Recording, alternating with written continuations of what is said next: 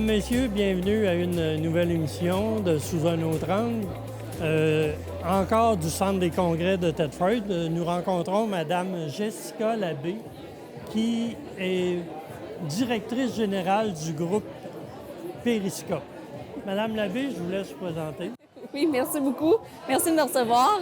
Dans le fond, je me présente moi-même. Je m'appelle Jessica Labbé. Je suis intervenante depuis plusieurs années dans le milieu communautaire. J'ai toujours œuvré dans les milieux communautaires, entre autres en dépendance. J'ai été suivre une formation l'an dernier d'accompagnement en fin de vie. Et dans cette formation-là, naturellement, on a pu établir les balises pour accompagner les gens en fin de vie, mais on a aussi parlé de nos propres deuils qu'on a vécus. Et c'est lors de cette formation-là que je me suis rendu compte que j'avais vécu un deuil périnatal. Et c'est ce qui m'a donné envie de fonder le Périscope par la suite. J'ai approché les gens du milieu, j'ai approché les ressources qui sont en périnatalité dans la région pour me rendre compte qu'il n'y avait pas vraiment de soutien qui était offert aux familles quand il y avait un deuil périnatal qui survenait. Donc, ça m'a donné envie de me lancer puis de continuer d'aider les gens, mais avec cette clientèle-là plus précisément, oui. Des deuils périnataux, là, vous couvrez l'ensemble de la MRC des Appalaches. Oui, tout à fait. Les deuils périnataux, est-ce qu'il y en a un ou deux par année ou c'est plus nombreux que ça? C'est un peu plus nombreux que ça, les deuils qui sont répertoriés. Mais les deuils répertoriés, c'est les deuils qui vont passer par le centre mère-enfant, qui vont passer par l'hôpital, par les urgences. À ce moment-là, les deuils vont être répertoriés. Mais quand une maman fait une fausse couche toute seule à la maison, le deuil n'est pas nécessairement répertorié. Quand on vient parler de deuil périnatal, on vient englober une fausse couche en bas âge comme ça, à quelques semaines de grossesse. On va venir parler aussi d'un deuil périnatal quand un enfant est décédé mort-né. Quand un enfant aussi a la mort subite du nourrisson à quelques mois de vie, on vient aussi parler d'un deuil périnatal. Puis, on vient aussi parler d'un deuil périnatal quand on interrompt une grossesse, que ce soit de façon... Un avortement? Un avortement, en fait. Que ce soit par avortement ou que ce soit parce que l'enfant à naître n'est pas viable ou va avoir beaucoup de maladies ou va avoir des problèmes de santé importants. On met un terme à la grossesse, mais souvent, dans des cas comme ça, bien, la mère va avoir dépassé le 20 semaines, donc on ne peut pas le considérer comme un avortement. C'est vraiment un accouchement qui va dû être fait, puis la maman va mettre à terme son accouchement, va mettre à terme la grossesse. Là. Fait que c'est quand même... c'est ça. Aujourd'hui, on peut prévoir, si on a des doutes, avec un prélèvement du liquide amniotique, Oui, exactement. savoir si l'enfant va être...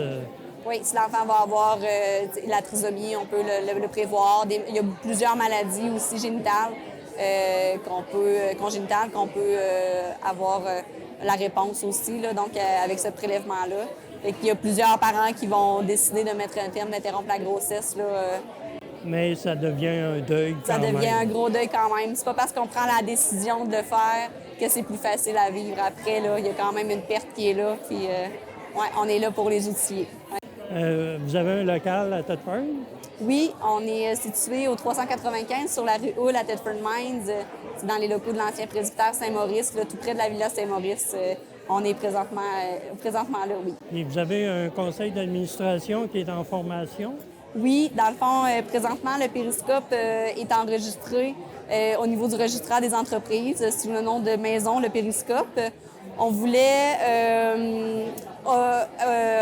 ce nom-là, en fait, Maison le Périscope, pour que éventuellement on puisse accueillir les familles dans des locaux plus adaptés afin d'offrir des services, des ateliers créatifs, d'offrir des cafés-rencontres, d'offrir un endroit plus chaleureux pour que les gens puissent se sentir comme à la maison, en Puis fait. faire des partages aussi. Faire des partages aussi, oui, c'est ça. Puis échanger entre eux, de venir juste s'asseoir, prendre un café, puis de discuter avec eux de où ils en sont rendus dans leur deuil. Donc, oui, présentement, on est enregistré sous ce nom-là et les démarches sont entamées pour devenir un organisme à but non lucratif. Donc, la constitution du conseil d'administration, l'inscription des règlements généraux, tout ça, on est dans ces démarches-là, oui. Et présentement, vous n'avez pas de fonds? Présentement, les fonds qu'on a recueillis viennent de la journée du deuil périnatal, de sensibilisation du deuil périnatal qui a eu le 15 octobre dernier. Donc, on a fait une activité qui s'est tenue cette journée-là et on a fait une levée de fonds aussi avec cette journée-là. On avait vendu des billets pour une vente de toiles. Cette belle activité-là, cette belle journée-là nous a permis de ramasser un 730 de fonds présentement de dons.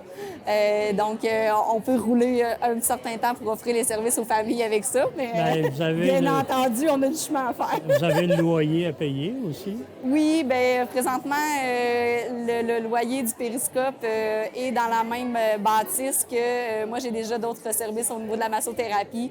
Donc, le loyer est, comme si on peut dire, déjà payé. Donc, on a cette gratuité-là, d'une certaine façon, là, qui nous aide un peu. Là, vous avez tenu une journée le 15 octobre. Oui. Là, les gens s'inscrivent ou ils vous contactent?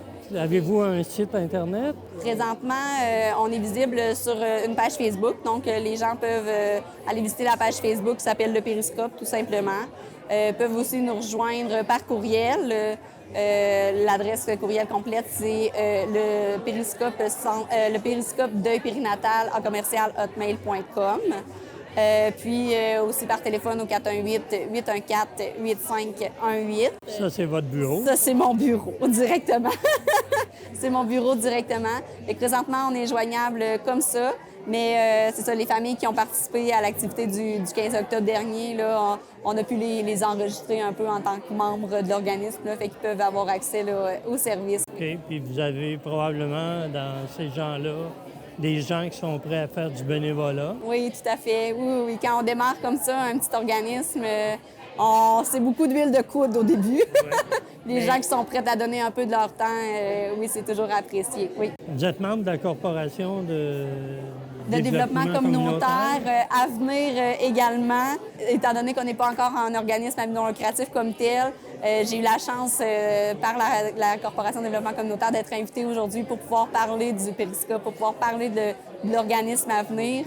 Mais oui, on sera membre très bientôt là, de la CDC. Vous avez votre table ici, les gens qui passent s'informent. Oui, tout à fait. Ça me donne une belle visibilité aujourd'hui. Et en plus du périnatal, vous pouvez avoir des jeunes enfants qui peuvent, suite à un accident, une noyade ou peu importe, vous soutenez aussi ces familles-là. Oui, bien, on peut offrir des services dans l'optique où il n'y a pas d'autres aides qui puissent être apportées rapidement à la famille. Là, le périscope peut être là aussi. Il n'y a pas de problème. On inclut aussi dans le deuil périnatal, j'ai oublié de le mentionner tantôt, mais toutes les familles aussi qui sont en suivi, en fertilité, qui ont de la difficulté à avoir un enfant, qui, mois après mois, voient les échecs, les tests de grossesse négatifs. C'est très difficile aussi au niveau psychologique. Donc, il inclut ces parents-là aussi là, au niveau du deuil périnatal. Là, fait qu'on peut aussi offrir des services. Là. Oui. C'est quoi comme genre de service? Supposons qu'une femme fait de l'endométriose. Vous la soutenez en lui, pas y prescrivant, mais en lui proposant un médecin qui va lui donner des fertilisants ou... J'ai pas le champ d'expertise jusque-là.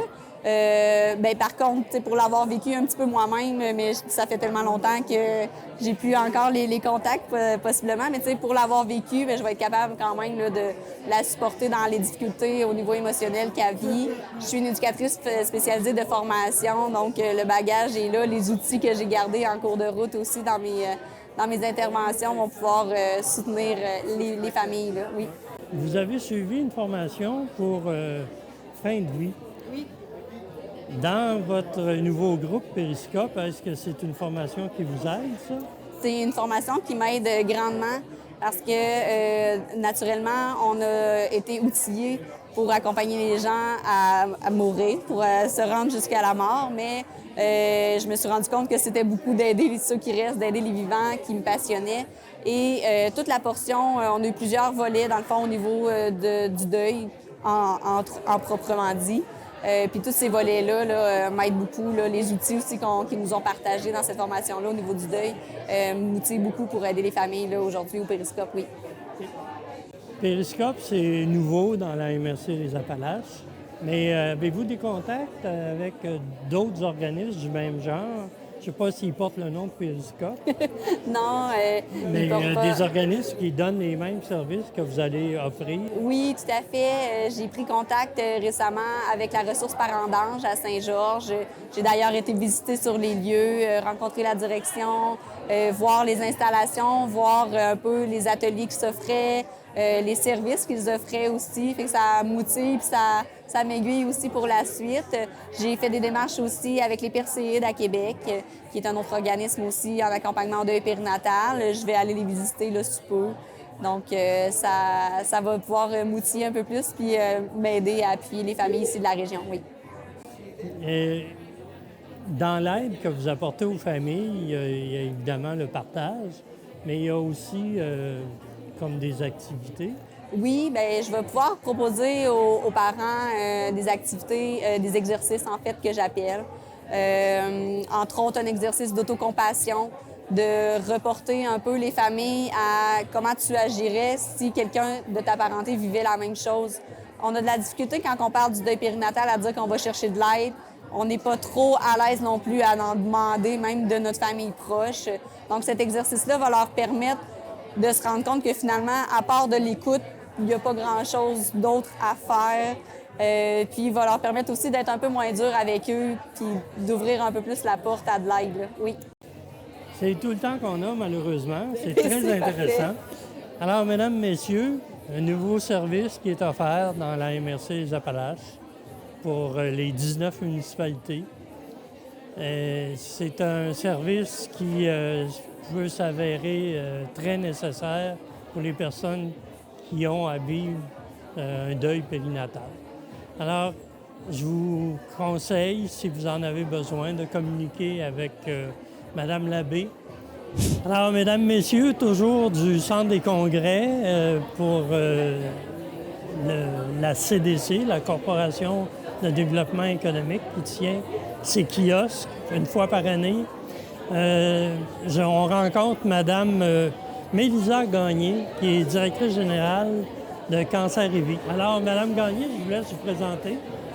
Bonjour, comme vous l'avez dit, mon nom c'est Mélissa Gagné. Je suis directrice générale au groupe d'entraide Cancer et Vie. Depuis 14 ans que je travaille, puis l'organisme a fêté ses 15 ans cette année. Donc, j'ai pas manqué beaucoup d'années, seulement une année où j'étais pas en poste. Qu'est-ce que je peux vous dire sur moi? Peut-être pas d'autres choses, mais je peux vous parler de l'organisme par contre. Ben oui, l'organisme Cancer et Vie, on pourrait espérer qu'à un moment donné, ça n'existe plus. Bien, on le souhaiterait, c'est sûr, mais pour l'instant, malheureusement, ça touche beaucoup de gens, la maladie. Donc, justement, notre mission, nous, bien, c'est de venir en aide aux personnes atteintes de cancer puis à leurs proches. Puis, bien, on leur offre différents services puis des activités pour améliorer leur qualité de vie là, tout au long des étapes de la maladie. Est-ce que ça touche autant d'hommes que de femmes? L'aide que vous apportez, j'entends. Bien, sûrement que la maladie touche autant les hommes que les femmes, mais c'est sûr que nous, notre clientèle à l'organisme, c'est plus des femmes qui viennent chez nous. Peut-être que les hommes ont encore une petite crainte de se confier, de leurs émotions, de ce qu'ils vivent et tout ça. Mais en général, c'est beaucoup des femmes autour de, je vais dire, la moyenne 70 ans. Mais il y en a quand même des plus jeunes, il y en a des plus âgés aussi, mais... Les rencontres qui se font, c'est pour un partage? Bien, on a différentes activités, mais oui, entre autres, on a des groupes de soutien qu'on appelle. Ça, c'est vraiment pour les personnes atteintes de cancer et les proches, puis ils se regroupent une fois par mois. C'est justement pour échanger entre eux sur ce qu'ils vivent. C'est une façon justement de s'aider, de se donner des trucs entre eux et tout ça. Fait que ça, c'est vraiment apprécié. Puis c'est animé par notre intervenante Marc-Claude Bernard. On a 3 groupes. C'est les lundis après-midi. Pour les gens, c'est une fois par mois, mais nous, c'est 3 lundis par mois vu qu'on a 3 groupes. OK.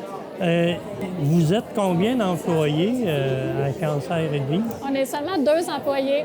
Donc, moi et ma collègue qui est intervenante. Mais par contre, on a aussi une belle équipe de bénévoles qui sont là pour nous soutenir parce que c'est sûr que sans eux, on n'y arriverait pas parce qu'on a plus de 200 membres quand même que l'on aide. Donc, on a besoin du support de nos bénévoles qui, eux, entre autres, là, sont présents au département de chimiothérapie à l'hôpital de Thetford. OK. Fait que nos bénévoles, là, du mardi au vendredi, sont sur place à l'hôpital, sont là pour les patients qui ont leur traitement, surtout pour les écouter, mais aussi pour leur offrir nos services s'ils ont des besoins. Puis la réponse est bonne pour les gens? Ou bien non, il y a plusieurs personnes qui aiment mieux vivre ça en solitaire? Ah, mais ça, c'est vraiment différent pour chacun. Il y en a qui disent, moi, je suis bien entourée, j'ai pas besoin, ou j'ai toute l'aide autour de moi, mais c'est pas pour tout le monde pareil. Dans le fond, il y en a qui viennent chez nous pour pas inquiéter leurs proches en leur parlant de ça, en parlant des personnes externes, extérieures, c'est différent, ça n'inquiète pas les proches, justement, tout ça. Fait que... Faites-vous appel à des psychologues pour le soutien? Bien, mon intervenante est formée pour ça. Fait que c'est elle vraiment qui aide les gens là, dans tout ça. Mais c'est sûr que des fois, on a des invités spéciaux comme lors de conférences ou des choses comme ça qui, eux, peuvent apporter d'autres sujets, d'autres aides. Là. Les conférences, c'est assez régulier? Oui, c'est à peu près une fois par mois. Puis c'est à ce moment-là que vous avez des invités qui viennent... Exactement, ça peut traiter de différents sujets, mais toujours dans le but d'aider nos gens pour diverses problématiques. Le CI3S vous finance? Oui, dans le fond, nous, on a la subvention PSOC qu'on appelle pour les organismes communautaires. C'est notre subvention de base. Mais évidemment, ça ne compte pas tous les besoins. Fait qu'on doit toujours être en financement pour combler le reste de nos dépenses. Là. Vous avez le 24 heures de marche aussi? Non, ça, c'est pas nous. En fait, ça, c'était le relais pour la vie, j'imagine que vous parlez. OK. C'est la Société canadienne du cancer, mais c'est pour le cancer quand même. Okay. Avez-vous des contacts avec cet organisme-là? Pas vraiment. C'est vraiment deux entités à part. Par contre, des activités de financement, on en a à nous, vraiment. Nous aussi, on vient d'avoir un demi-marathon en septembre. Oui, c'est vrai. Qui nous a rapporté un beau montant. On va avoir la semaine des biscuits sourires des fêtes avec Tim Hortons. Donc, les biscuits vendus, il y a une partie des profits qui va nous être remis.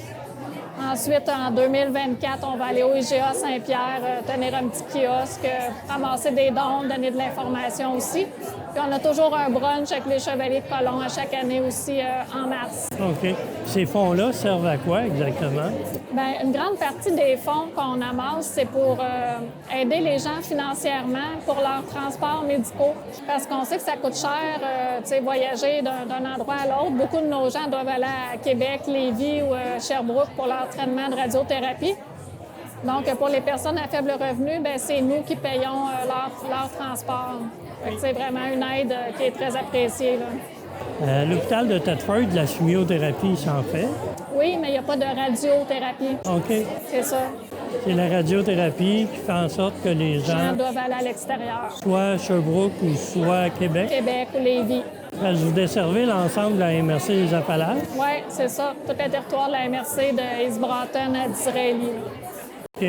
Puis, mais majoritairement, les gens sont de Thetford? Oui, la grande majorité sont de Thetford, mais il y en a des environs aussi. Là. Pour ce qui est de la chimiothérapie, est-ce que la Fondation de l'hôpital envisage, d'après vous, d'avoir ce service-là? Vous voulez dire la radiothérapie? La radiothérapie?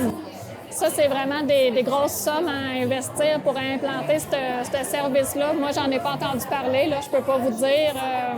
Aucune idée. Et à part ce paiement de frais de transport, oui. C'est avec la VA? Oui, exactement. C'est une collaboration qu'on a avec l'Action volontaire.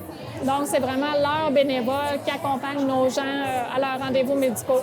Et puis les frais d'essence sont payés par nous. Pour les personnes à faible revenu, c'est nous qui payons les frais. Et puis, y a-t-il d'autres postes de dépenses? Bien oui, tout ce qui est activité aux membres, parce qu'on en offre beaucoup, c'est toujours dans le but de briser l'isolement, permettre aux gens de socialiser, tout ça. Il y a des activités créatrices comme du tricot, de la peinture diamant. On a des activités physiques comme du yoga à chaque session aussi.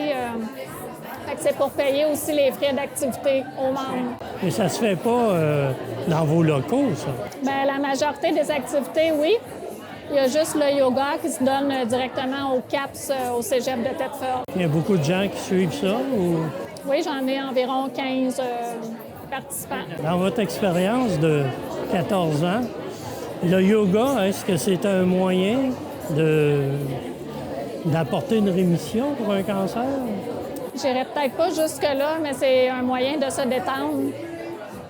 Les gens avaient beaucoup de stress face à la maladie et tout ça, fait que quand ils sortent de leur cours, ils sont vraiment apaisés, puis sont calmés, puis c'est vraiment ça que ça leur apporte principalement, là, une détente. Et on dit que la musique aussi peut apporter un certain bien-être. Ce volet-là, nous, on y touche pas, mais oui, la musicothérapie, les animaux-zoothérapie, tout ça, c'est toutes des avenues possibles aussi, là. Mais de travailler dans ce milieu-là, est-ce que ça vous, je présume que non, là, mais est-ce que ça vous marque? Vous côtoyez toujours des gens malades? C'est une bonne question parce que c'est sûr que, veut pas, on développe des liens avec les personnes qu'on rencontre tous les jours. Heureusement qu'il y a beaucoup d'histoires qui se terminent bien pour les gens. C'est pas vrai de dire que tout le monde va en mourir de la maladie. Au contraire, il y en a beaucoup qui s'en sortent très bien puis que la vie continue après. C'est sûr, c'est que des fois, on vient plus proche de certaines personnes, puis oui, ça va venir nous chercher. On est des humains, veut pas. Mais à travers les années, je pense qu'on apprend à se détacher un petit peu quand même de tout ça. On n'a pas le choix parce que sinon, on serait trop affecté par ça. Depuis le nombre d'années, je reviens là-dessus. Avez-vous perçu qu'il y avait de plus en plus de rémissions? Ou, moi, j'ai pas les données comme telles, là, mais je vous dirais que oui, le taux de rémission, il est bon, là, parce que je le vois, là, moi, à travers ma clientèle, qu'il y en a beaucoup pour qui ça va très bien maintenant, là. Les guérisons sont plus nombreuses. Oh, oui. C'est encourageant, là. Faut pas être découragé par l'annonce d'un diagnostic parce qu'il y a des bonnes chances de s'en sortir.